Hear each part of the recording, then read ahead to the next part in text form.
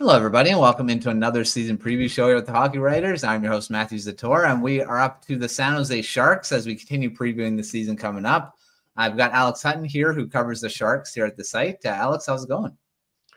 Going pretty well. Having a good week. Coming off a cold, so hope I sound okay. Excited to talk about the upcoming season. For sure, long off season. It seems like it was a really long off season. And we've got training camps starting up. But almost every team, I think, started training camp today, or they are going to be starting it in the next couple days. So lots of fun stuff to talk about, and it's good to do a preview. So the Sharks, of course, very young team coming into this season. They got some veterans that they added again in the offseason, a few up front. So we'll start there with a bunch of the new additions there. I put in like 4 of the guys. I think there's probably another few. But these are the notable ones I kind of picked out. You can speak on all of them. You can talk about specific ones. But what do you think about these 4 coming in? I mean, they're all veteran guys. Adam Gaudette is probably, or I guess Gaudette and Kurashev would be the younger guys. But what do you think about these 4 coming in?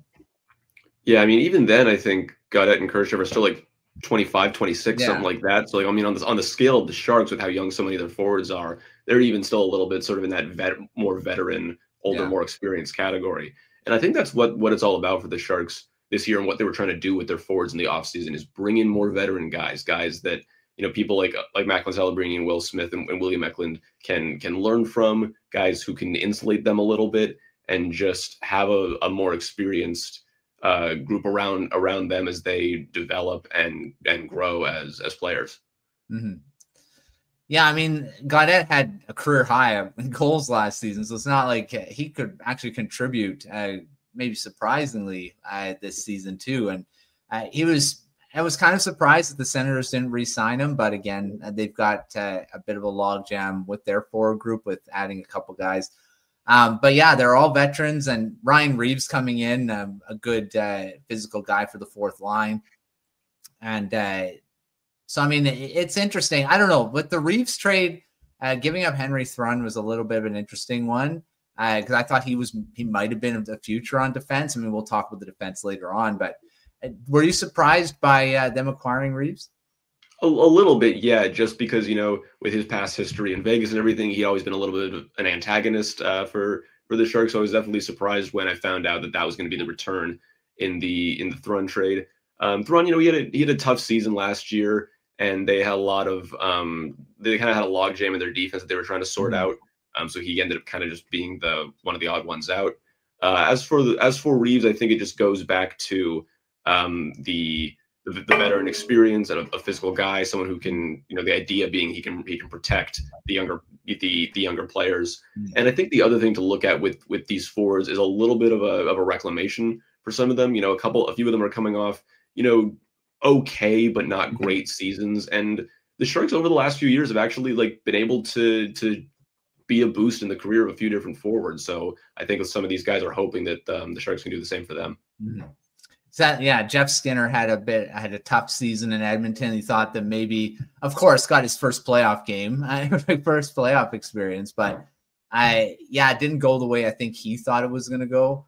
And now he joins a very young team, and like you know, say with like guys like Mikhail Granlund, he revitalized his career in San Jose, and now he parlayed that into a really big contract in Anaheim, and he had a great season in Dallas there too. So, and great seasons in San Jose, probably at times one of their best players. So, yeah, it is something that veterans have been able to kind of get a boost. Maybe being around the young guys was a big thing, or getting more opportunity because of the roster's not very strong. So, I mean, it is interesting to see these guys come in, and it's not bad. I mean, Tyler Toffoli, he wanted to come to San Jose, which was a big thing a couple seasons ago. So, yeah, it is. It's not like veterans don't want to join the Sharks and be around these young guys, because they have a lot of great ones. All right, look at the rest of the forward group. I mean, of course, we're saying it's very young. What are your burning questions, storylines going into the season here?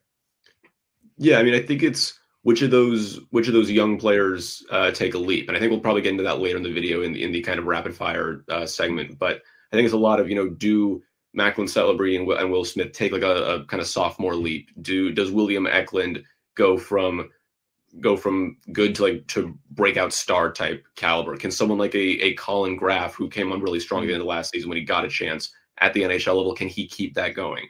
Which of the prospects maybe which of them is this the year where they make the jump to the NHL and establish themselves permanently with the Sharks? So I think that's the big thing to look at. And obviously, the getting help from the veterans is going to be a part of that. But I think looking at those young players and seeing who's going to be there long term, because I think this is a year for the Sharks to really figure out, like, okay, these are the young players we want to sign long term and have for like the main core of the next few seasons.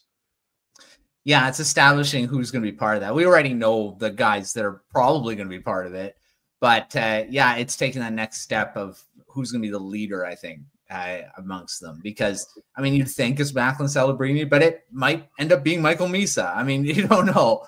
It looks like it's going to be maybe the two of them there, but yeah, it's establishing that core that you're going to build around for sure. Yeah, right? and yeah. Oh yeah, just one more thing on that. Like it just got announced today, or the assumption from the announcement today is that Will Smith is going to be playing a lot on the wing this season. So that could say something about where Celebrini stands, where Misa stands as centers. So that's just another thing to keep in mind. Yeah, it's an interesting development, right? Because Smith's a center, right? So they have a logjam at center ice. I mean, probably Smith doesn't want to be a third line center. So yeah, that is an interesting thing for sure. All right, looking at the defense, again, a few veteran guys getting added to the blue line. Dmitry Orlov was the most recent. Nick Leddy and then John Klingberg. Again, these guys, he's talking about reclamation project. Nick Leddy was one of them. He was waived by the Blues and he's gone. And then Klingberg, he had a tough, I mean, of course, he joined the Oilers late in the season too. He had an okay end of the season, but again, a veteran guy. And so, I mean, you probably put Orlov in that category too. He didn't have a very good season in Carolina after signing that massive contract, right? Yeah, no, I mean, definitely. I think definitely reclamation is the big thing here. I think Nick Leddy is the most obvious example of that, just because of the waiver situation and a big part of the reason the Sharks picked him up was partially to add a defense, but also partially to take on his contract and get to the cap floor. So like that has to be considered when thinking about why the Sharks picked him up. But I mean, I think the big thing for the defense is, they've drafted a lot of great forwards. Everyone's really excited about that. The defense is still kind of inching its way up there. It's not quite on that same level yet. So they're hoping that these guys can at least hold things down while, maybe not any of them are like a big part of the long-term future, but they can at least keep them respectable in the meantime while they add more young defensemen and build up the defense core in the way that it built up the forward core. And it's going to be important to have a good defense this season because you want to give Yaroslav Askarov a lot of time in net. He's a young goalie, and trying to backstop a bad defense is really tough for any goalie, but especially for one who's just starting out in his career. So that's something that's going to be really important. Yeah, you don't want to have him get shelled every game, right? So it's like, no matter how talented he is, that's not something you want to be doing. So yeah, it's good to have some good defensemen back there, and Orlov and Leddy, and I mean Klingberg's more an offensive guy, but they've all shown to be, Leddy and Orlov for sure have shown to be good defensive two-way type defensemen. So yeah, that's a big deal for sure. Well, that's a good segue into the goaltending because Yaroslav Askarov and brought in Alex Nedeljkovic as the veteran guy to kind of pair with them. Do you see Askarov taking a lot of it, being the starting role, or is Nedeljkovic it's going to be like more of a split? I think it'll probably be a split. You're still, I think, easing Askarov into the full-time role, but I mean that can still mean a huge jump in the number of starts he gets. He played in 13 games last year. I mean, even going to 13 at the NHL level at least, and so even going to 30 or 40 this year is, it doesn't make him the full-time starter, but it's a big leap, and it's a step that shows, hey, we're working towards him being the guy in the future. And if he can play well, especially early on, he'll earn more and more of that, I think.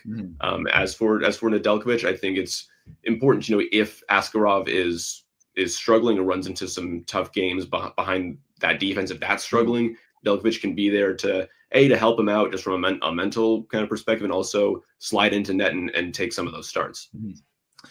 Yeah, I mean, Nedeljkovic had a pretty good season in Pittsburgh too. I mean, he's had ups and downs, of course, over the last few years, but seemed to have established himself back into that goaltender that would look, it was in the Calder running in Carolina there.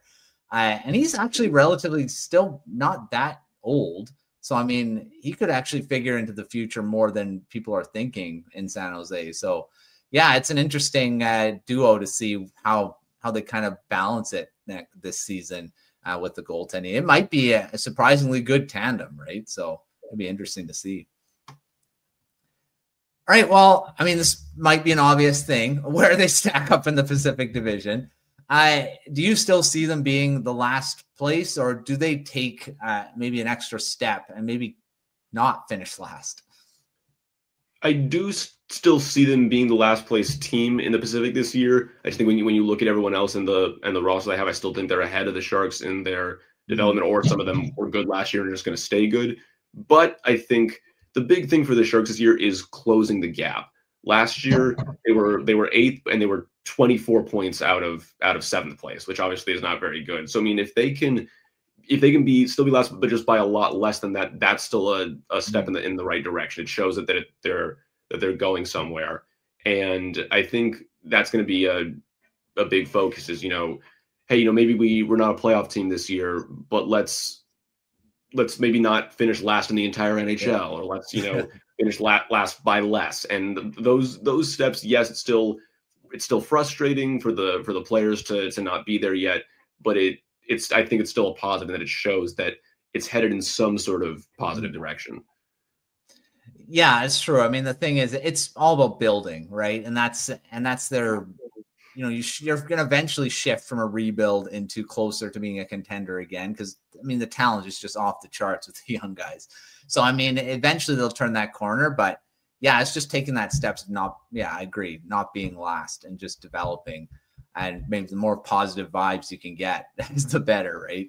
You don't want to be always finishing last, because eventually they won't, and that'll come soon. Yeah, and I mean for as many struggles they had last year in finishing last, the vibes around the team were generally pretty good for the most part. I mean, you had the Smith-Celebrini relationship and the Toffoli sleepover. Like they were managed to find some fun in there despite their struggles. So if they can do even better, that should improve even more, and then hopefully just continue to escalate as they climb up the standings. Yeah, agree. Like I say, they have too much talent not to take another step forward when you're adding some of these guys, and the development of the guys too, right? Because Celebrini is going to take an extra step forward, you'd think, this season as well. All right, let's move to our quick fire, and the first one is a biggest storyline or question mark going into this season. There might be a few of them, especially on a rebuilding team like the Sharks. But what's the biggest one in your mind?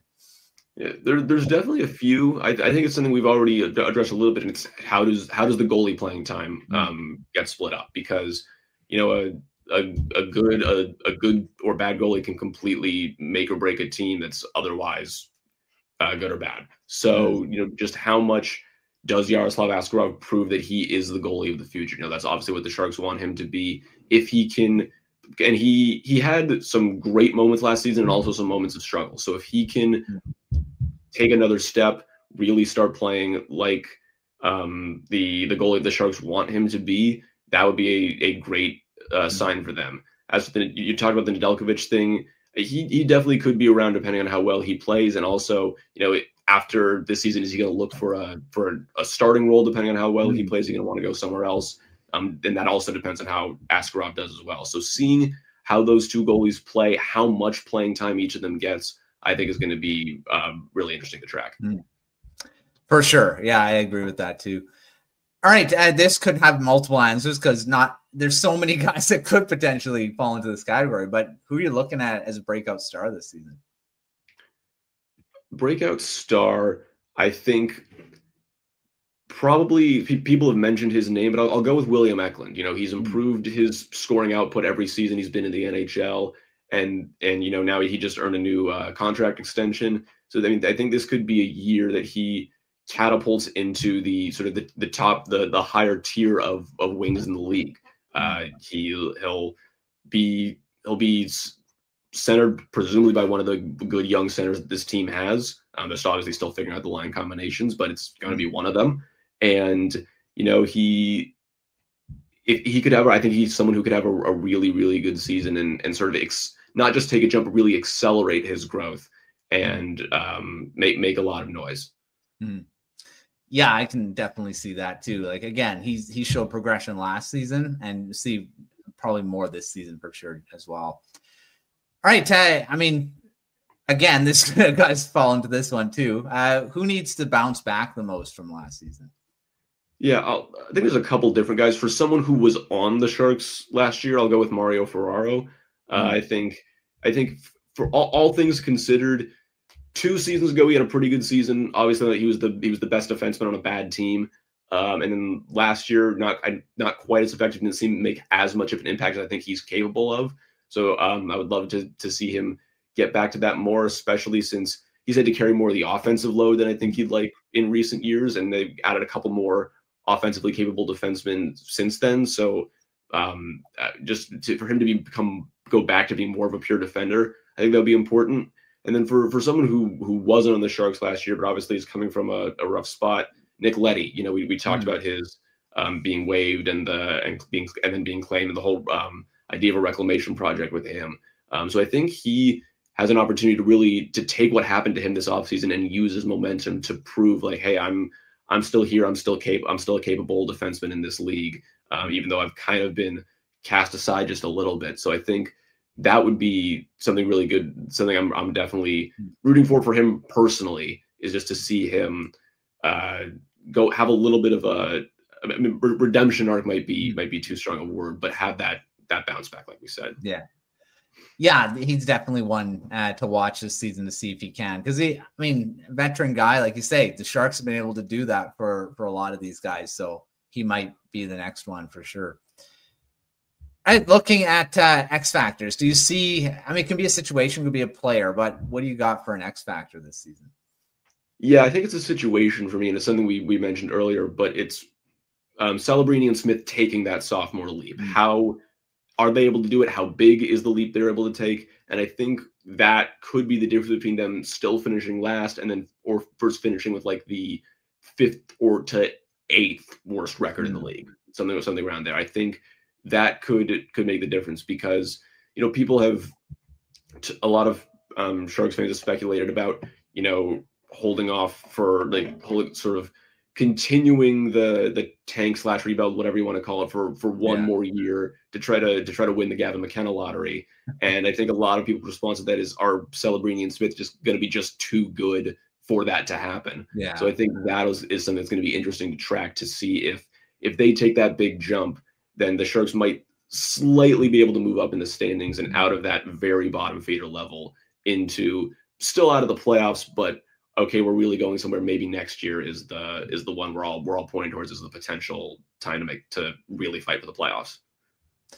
Yeah, the thing is that might be true. They're just too good for them to finish last and get the best lottery odds. So yeah, that definitely is something to watch for as well. All right, I'm going to skip the surprising prospects. I don't know if anyone would be a surprise to make the Sharks roster, but we'll go to prospects to watch in general, because they have a really strong prospect pool, named the top prospect pool by the Hockey Writers in our last update to the farm system rankings. They're number 1 now. So lots of prospects that you could probably watch. So who do you think everyone should be watching the most? Yeah, there's so many to pay attention to. I'll rattle off a few. I think Quentin Musty is a big one, because he just turned 20, so he's eligible to play for the Barracuda now. So he'll really start. I don't know exactly what the word is, but working his way into San Jose's system, coming from juniors and now fully being in their pipeline, and we'll see what kind of an impact he can make at the AHL level and how soon he earns that spot in the NHL. Philip Bystedt, I think, is a big one. He was Mike Grier's first ever draft pick back in 2022. And I was looking this up for an article I was writing that should come out in the next day or two. But there are only 4 players from the first round of that draft class who haven't played an NHL game yet, and he is one of them. So I think this is a really big year for him to see. He got a full AHL season last year, so we'll see where he fits in things, especially because at the time he was drafted, the Sharks didn't have a great prospect pool, and now they do. So his place within the organization has changed a lot. That'll be really interesting to see. And then a couple of guys who were drafted this year, Joshua Ravensbergen in the first round, and then their second round pick, Hao-Shi Wang, both very young, raw prospects with a lot of potential, who are going to be in juniors for a while. But it'll be interesting, I think, to track their development, see how they're coming along, and it'll still be a few seasons before they're, I think, ready to make that NHL impact. But I think they'll be fun players to watch develop. For sure. I'll add just one more. I think I've loved Luca Cagnoni for a while, and he had such a great AHL season. I think he might see some NHL games this season more. Definitely, as well. It's very good. And he stepped into the AHL and didn't seem like he missed a beat from his junior days. So he's very impressive prospect. All right. I mean, this could be an obvious one. Some teams are easier than others to pick this one. Who is going to lead the team in scoring and forwards and defense this season? Yeah, for the forwards, I think Toffoli still leads in goals. There's a good chance he plays on Celebrini's line for a lot of the season. I think that'll be a mutually beneficial relationship. And similarly, I think Celebrini leads in assists. For the defense, that one's a little bit tougher. Klingberg would not surprise me. He's a little bit, because he's very offensive minded. Maybe he'll get some power play time, so I could see him playing a big role there and being big on the offensive side from the point. Maybe a little bit like Jake Wallman was for them last season. Yeah, I could see that. I mean, it'd be good for him too, because he had he didn't have a full season last year, and then he was injured as well, even after he came back and signed again. So it'd be good for him to lead the defense. That means he had a really good season too. So definitely one to see too. All right, let's finish off with the bold prediction, hot take. I love doing this at the end of the year. So what do you got for a bold prediction? So I think a lot of the question is, Michael Misa and Sam Dickinson. What are the Sharks going to do with them? And I think my bold prediction is that they'll give both of them that sort of 9-game test run at the start of the season, and one of them will play so well during that the Sharks have no choice but to just keep them on the NHL roster. That one of them is going to prove themselves and be a San Jose Shark this season. And I think, if that were to happen, I think that'd be a very good sign for them, because it shows that this whole project, this rebuild, and trying to be patient with everything, that it's working and it's going somewhere. And I think that is probably, I think, the ultimate thing for the Sharks this year as a whole, is proving that this whole tear down and build back up that they've been doing over the last 3 years or so, this season is the one to prove that it's heading in the right direction. Maybe the record and the playoff results don't come with it right away, but we see the progress. Yeah, that's definitely a big thing. I see that too. I think one of those guys are going to, and I'm going to pick Misa as the one. I feel like he's ready. I think he's going to impress a lot in preseason, and then the 9 games and be in the NHL this season. So I do agree. I think it's going to be one of those guys that will make that impact and make the decision based too hard to send him back to junior. For sure. I like that bold prediction. All right. Well, thanks, Alex, for coming on, talking the Sharks, and to another season that's hopefully a little more exciting to watch and have more wins. But lots of exciting prospects not just prospects, young guys to watch this season. And even if they're not winning, they're still going to be fun to watch, I think. There's lots of exciting prospects and players there. So Make sure to check out everything at thehockeybears.com for Sharks coverage, for all the other teams, all of our other preview videos we got out there. Of course, the Substack newsletter and all the stuff that we have coming up through the preseason, through training camp, all that. But until our next preview, we will see you next time.